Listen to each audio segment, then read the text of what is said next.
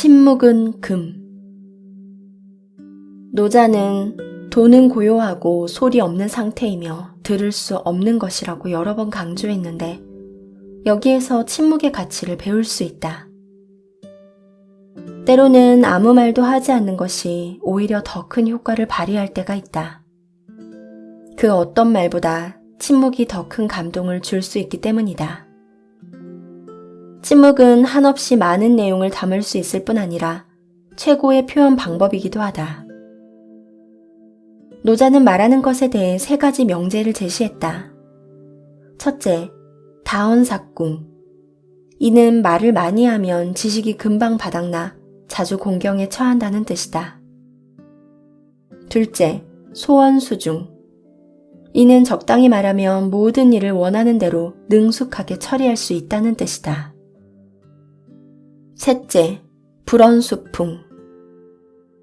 이는 말을 하지 않으면 오히려 더 많은 뜻을 전할 수 있다는 뜻이다. 노자는 당연히 3번째를 가장 중요하게 여겼다.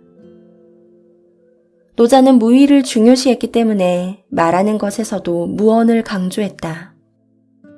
무언이란 아무 말도 하지 않는다가 아니라 그 자체가 바로 말하고 있는 상태다. 겉보기엔 말이 없는 것 같지만 사실은 마음속에서 끊임없이 자신과의 대화를 이어가고 있거나 온몸으로 의사를 전달하고 있다. 사람은 입을 움직이지 않을 때는 온몸으로 표현한다. 눈빛이나 입술의 움직임, 혹은 찻잔을 드는 손동작, 걸음걸이에 그 사람이 말하고자 하는 뜻이 나타난다. 성격이 급한 사람은 상대방이 말을 하지 않으면 답답해하지만 생각이 깊은 사람은 상대방이 침묵할 때 상대방의 눈빛과 자세 등을 살피며 침묵에 담긴 뜻을 헤아린다. 다언수궁이란 말이 많으면 자충수에 빠지기 쉽다는 뜻이기도 하다. 주변을 보면 말하는 걸 좋아해서 잠시도 쉬지 않고 떠드는 사람이 꼭 있는데 대부분 쓸데없는 말이고 그들도 자기가 하는 말이 큰 의미가 없다는 사실을 알고 있다. 그래서 이런 사람을 만나면 뭐라고 떠들든 대꾸하지 않는 것이 가장 효과적인 대처 방법이다. 한마디라도 대꾸를 해주면 더 신이 나서 듣는 사람이 어지러울 정도로 시간 가는 줄 모르고 떠들어댄다. 그러면 사람들은 참다 못해 상대방의 말을 자르고 도대체 뭘 말하려는 건데? 그러니까 요점만 간단히 말해줄래? 라고 말하거나 아예 신경을 끄고 침묵하기도 하고 심한 경우 먼저 자리를 떠버린다. 지나치게 말이 많은 사람은 주변 사람을 피곤하게 만들기 때문에 환영받지 못한다. 한 수다쟁이가 아리스토텔레스 앞에서 쉬지 않고 한참을 떠들었다. 나중에 아리스토텔레스에게 짜증나지 않느냐고 물었더니 이렇게 대답했다. 뭐 대단한 일이라고. 사실 난 그 사람이 뭐라고 말하는지 전혀 듣지 않았거든. 말을 하면서 상대방의 반응도 함께 살펴야지 자기 생각과 감정에만 정신이 팔리면 절대 좋은 결과를 얻을 수 없다. 노자가 말한 다언수궁에서 궁은 말이 많은 사람은 공궁 혹은 곤란해짐을 뜻한다. 그리고 말이 많으면 반드시 걱정이 많아지고 문제가 많이 생긴다. 말이 많을수록 상황은 더욱 곤란해진다. 그렇지만 무조건 말을 하지 말라는 뜻이 아니다. 말을 줄이라는 의미다. 그래야 진짜로 말을 해야 할 때 최대의 효과를 낼 수 있기 때문이다. 소원수중은 말을 적게 함으로써 여유 있게 대응할 수 있다는 의미다. 평소에 말이 적은 사람은 말을 못하는 것이 아니라 단지 말을 안 하는 것뿐이다. 이런 사람이 입을 열면 모두가 주목하기 때문에 말의 효과가 훨씬 커진다. 이것이 바로 침묵의 효과다. 고대 그리스의 달변가 안티포는 자신과 대화하는 사람에게 돈을 받는 특별한 규칙을 세웠다. 돈을 내고 말을 들어야 하다니 정말 대단하지 않은가? 고대 그리스 학자 중 가장 성공한 달변가였던 안티포는 평소에는 거의 말을 하지 않았고 다른 사람들이 이야기하는 동안 주의 깊게 들었다. 그리고 상대방의 말이 끝나면 능숙한 솜씨로 상대방의 빈틈을 노려 날카롭게 반론을 시작했고 언제나 안티폰의 승리로 끝났다. 불어운 수풍은 침묵이 오히려 무한한 의미를 표현할 수 있다는 뜻이다. 주역에 같은 마음에서 나온 말은 마치 난꽃처럼 향기롭다라는 구절이 있다. 상대방이 내 말에서 맑은 향기를 느끼게 하고 싶다면 난꽃처럼 조용히 꽃을 피워라. 난꽃은 묵묵히 꽃을 피우기 때문에 진한 향기를 내뿜는다. 침묵하는 사람은 온몸으로 의미를 표현하기 때문에 강한 생동감이 느껴진다. 그래서 침묵은 금, 무언은 물처럼 맑다라는 말이 생겼을 것이다. 순자는 말을 해서 핵심에 도달하는 것은 분명 아는 것이다. 또한 침묵으로 핵심에 도달하는 것도 역시 아는 것이다 라고 말했다. 즉 웅변과 침묵이 같은 효과를 발휘할 수 있다는 뜻이다.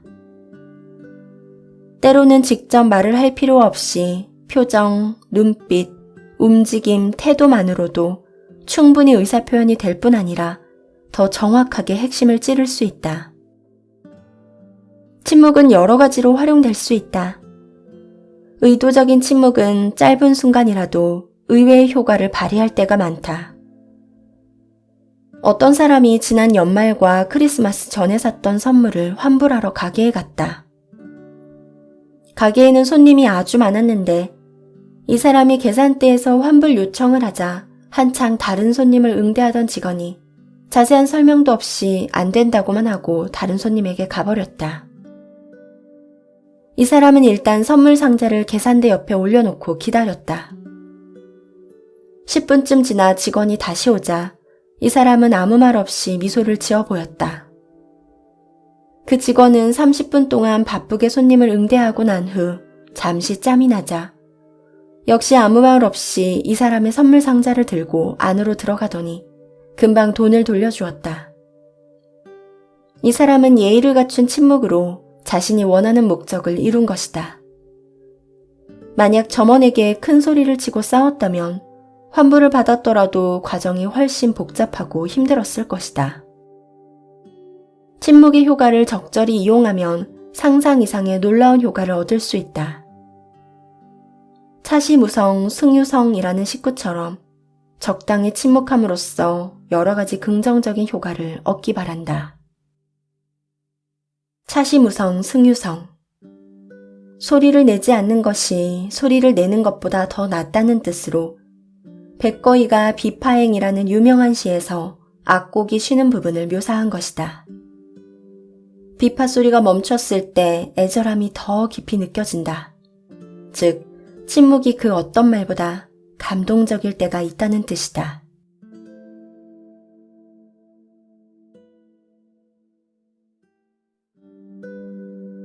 침묵은 금. 노자는 돈은 고요하고 소리 없는 상태이며 들을 수 없는 것이라고 여러 번 강조했는데 여기에서 침묵의 가치를 배울 수 있다. 때로는 아무 말도 하지 않는 것이 오히려 더 큰 효과를 발휘할 때가 있다. 그 어떤 말보다 침묵이 더 큰 감동을 줄 수 있기 때문이다. 침묵은 한없이 많은 내용을 담을 수 있을 뿐 아니라 최고의 표현 방법이기도 하다. 노자는 말하는 것에 대해 3가지 명제를 제시했다. 첫째, 다언삭궁. 이는 말을 많이 하면 지식이 금방 바닥나 자주 공경에 처한다는 뜻이다. 둘째, 소원수중. 이는 적당히 말하면 모든 일을 원하는 대로 능숙하게 처리할 수 있다는 뜻이다. 셋째, 불언수풍. 이는 말을 하지 않으면 오히려 더 많은 뜻을 전할 수 있다는 뜻이다. 노자는 당연히 3번째를 가장 중요하게 여겼다.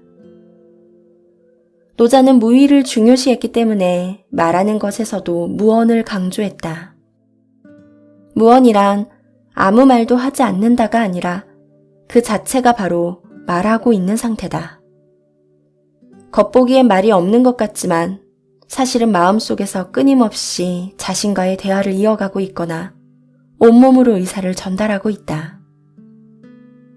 사람은 입을 움직이지 않을 때는 온몸으로 표현한다.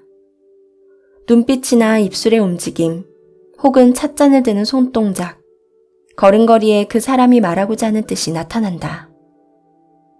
성격이 급한 사람은 상대방이 말을 하지 않으면 답답해하지만 생각이 깊은 사람은 상대방이 침묵할 때 상대방의 눈빛과 자세 등을 살피며 침묵에 담긴 뜻을 헤아린다. 다언수궁이란 말이 많으면 자충수에 빠지기 쉽다는 뜻이기도 하다. 주변을 보면 말하는 걸 좋아해서 잠시도 쉬지 않고 떠드는 사람이 꼭 있는데 대부분 쓸데없는 말이고 그들도 자기가 하는 말이 큰 의미가 없다는 사실을 알고 있다. 그래서 이런 사람을 만나면 뭐라고 떠들든 대꾸하지 않는 것이 가장 효과적인 대처 방법이다. 한마디라도 대꾸를 해주면 더 신이 나서 듣는 사람이 어지러울 정도로 시간 가는 줄 모르고 떠들어댄다. 그러면 사람들은 참다 못해 상대방의 말을 자르고 도대체 뭘 말하려는 건데? 그러니까 요점만 간단히 말해줄래? 라고 말하거나 아예 신경을 끄고 침묵하기도 하고 심한 경우 먼저 자리를 떠버린다. 지나치게 말이 많은 사람은 주변 사람을 피곤하게 만들기 때문에 환영받지 못한다. 한 수다쟁이가 아리스토텔레스 앞에서 쉬지 않고 한참을 떠들었다. 나중에 아리스토텔레스에게 짜증나지 않느냐고 물었더니 이렇게 대답했다. 뭐 대단한 일이라고. 사실 난 그 사람이 뭐라고 말하는지 전혀 듣지 않았거든. 말을 하면서 상대방의 반응도 함께 살펴야지 자기 생각과 감정에만 정신이 팔리면 절대 좋은 결과를 얻을 수 없다. 노자가 말한 다운수궁에서 궁은 말이 많은 사람은 공궁 혹은 곤란해짐을 뜻한다. 그리고 말이 많으면 반드시 걱정이 많아지고 문제가 많이 생긴다. 말이 많을수록 상황은 더욱 곤란해진다. 그렇지만 무조건 말을 하지 말라는 뜻이 아니다. 말을 줄이라는 의미다. 그래야 진짜로 말을 해야 할 때 최대의 효과를 낼 수 있기 때문이다. 소원수중은 말을 적게 함으로써 여유 있게 대응할 수 있다는 의미다. 평소에 말이 적은 사람은 말을 못하는 것이 아니라 단지 말을 안 하는 것뿐이다. 이런 사람이 입을 열면 모두가 주목하기 때문에 말의 효과가 훨씬 커진다. 이것이 바로 침묵의 효과다. 고대 그리스의 달변가 안티포는 자신과 대화하는 사람에게 돈을 받는 특별한 규칙을 세웠다. 돈을 내고 말을 들어야 하다니 정말 대단하지 않은가? 고대 그리스 학자 중 가장 성공한 달변가였던 안티포는 평소에는 거의 말을 하지 않았고 다른 사람들이 이야기하는 동안 주의 깊게 들었다. 그리고 상대방의 말이 끝나면 능숙한 솜씨로 상대방의 빈틈을 노려 날카롭게 반론을 시작했고 언제나 안티폰의 승리로 끝났다. 불언수풍은 침묵이 오히려 무한한 의미를 표현할 수 있다는 뜻이다. 주역에 같은 마음에서 나온 말은 마치 난꽃처럼 향기롭다라는 구절이 있다. 상대방이 내 말에서 맑은 향기를 느끼게 하고 싶다면 난꽃처럼 조용히 꽃을 피워라. 난꽃은 묵묵히 꽃을 피우기 때문에 진한 향기를 내뿜는다. 침묵하는 사람은 온몸으로 의미를 표현하기 때문에 강한 생동감이 느껴진다. 그래서 침묵은 금, 무언은 물처럼 맑다라는 말이 생겼을 것이다. 순자는 말을 해서 핵심에 도달하는 것은 분명 아는 것이다. 또한 침묵으로 핵심에 도달하는 것도 역시 아는 것이다 라고 말했다. 즉 웅변과 침묵이 같은 효과를 발휘할 수 있다는 뜻이다. 때로는 직접 말을 할 필요 없이 표정, 눈빛, 움직임, 태도만으로도 충분히 의사표현이 될 뿐 아니라 더 정확하게 핵심을 찌를 수 있다. 침묵은 여러 가지로 활용될 수 있다. 의도적인 침묵은 짧은 순간이라도 의외의 효과를 발휘할 때가 많다.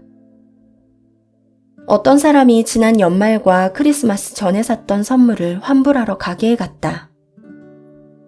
가게에는 손님이 아주 많았는데 이 사람이 계산대에서 환불 요청을 하자 한창 다른 손님을 응대하던 직원이 자세한 설명도 없이 안 된다고만 하고 다른 손님에게 가버렸다.